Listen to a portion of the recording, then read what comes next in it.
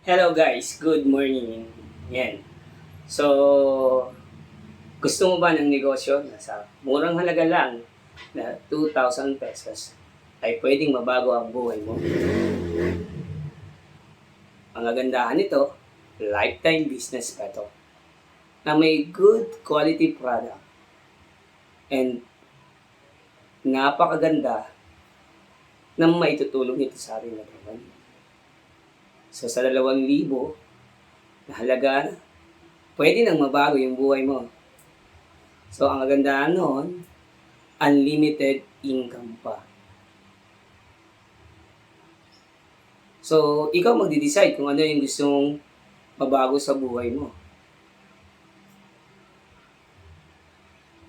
Samahan mo po ako na alamin kung ano ito, 2,000 para sa pagbabago ng buhay mo na may unlimited income. So, kape lang, pwede nang kumita. Bukod sa tayo ay mahilig magkape, so makakatulong ito para doon sa ating financial needs. At the same time, makakatulong ka rin. Tuklasin natin, ano bang kape ang sinasabi ko? Tara!